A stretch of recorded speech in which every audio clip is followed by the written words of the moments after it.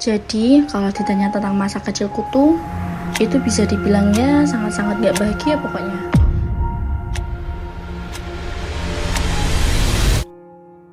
Dari aku SD, aku udah ngerasain keluarga yang gak harmonis. Di dalam rumah tuh berisik banget. Ibuku selingkuh, dan bapakku kena sakit bronkitis. Aku bener-bener inget banget, waktu itu suasana di rumah tuh selalu tegang. Gerak dikit udah ada suara teriakan, gelas pecah, piring pecah. Ibu sering pergi, bahkan kayak setiap malam. Malah kadang terang-terangan di depan rumah itu ibu dijemput sama orang. Sampai-sampai dulu aku sempat kena omongan tetangga yang bilang, "Iku loh ibumu kok gak ngajeni bapakmu belas lu." Selang beberapa minggu itu akhirnya ibu tuh malah nyerahin bapak. Tapi di situ aku pilih tinggal sama bapak, dan waktu itu aku ngerasain gimana dunia ini isinya cuma aku sama bapak yang selalu nguatin satu sama lain. Singkat cerita, semua itu berubah drastis saat bapak meninggal. Rasanya kayak dunia ini runtuh. Aku nggak tahu harus gimana lagi. Aku tinggal sama bapak. Hidupku juga buat bapak. Jadi aku harus pindah ke rumah nenek.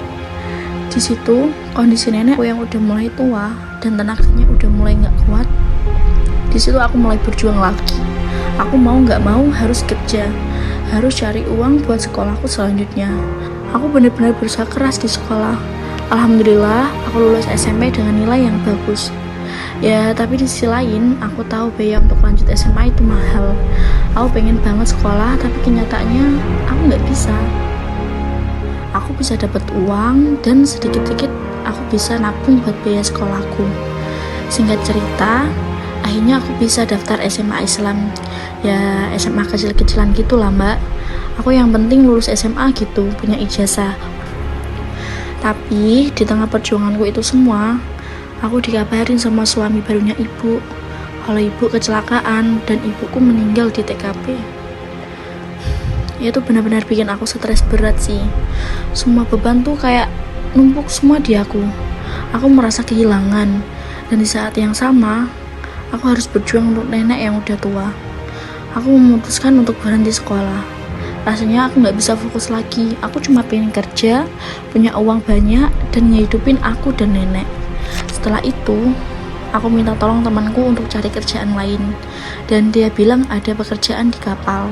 Awalnya aku seneng banget, ya aku pikir ini kesempatan untuk dapat uang lebih banyak. Di situ aku nggak dijelasin mbak, kerjaan detailnya gimana aku nggak dijelasin. Aku harus ngapain, aku harus gimana. Tapi pas aku sampai di kapal, aku baru sadar itu bukan pekerjaan yang aku bayangkan. Ternyata aku jadi pelayan untuk para pelaut. Yang mungkin dikira orang-orang aku jadi pelayan kayak di kapal-kapal gede yang kayak barista gitu. Tapi ternyata malah aku dijerumusin sama temanku di kerjaan yang seharusnya nggak aku lakuin. Aku bener-bener nggak bisa kemana-mana, posisi udah di tengah laut mbak. Berbulan-bulan di laut, aku harus jadi pemuas nafsu mereka. Rasanya hancur. Setiap hari aku merasa semakin terpuruk. Semua harapan yang aku bangun hancur dalam sekejap. Aku berusaha untuk bertahan, tapi setiap hari aku merasa semakin terjebak.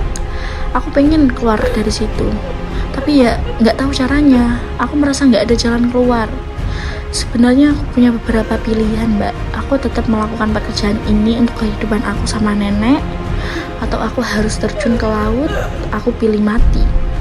Tapi nanti yang ngurusin nenekku terus siapa? Kalau aku nggak mau ngelayain, aku disiksa mbak. Bener-bener aku cuma bisa pasrah. Sekarang aku pengen bisa bangkit lagi, mungkin bisa bantu orang-orang mengalami hal yang sama. Aku pengen cerita supaya orang-orang tahu bahwa mereka nggak sendirian. Kita semua berhak untuk bahagia. Aku percaya meskipun perjalanan ini berat, aku masih punya harapan, dan aku terus berjuang untuk masa depan yang lebih baik.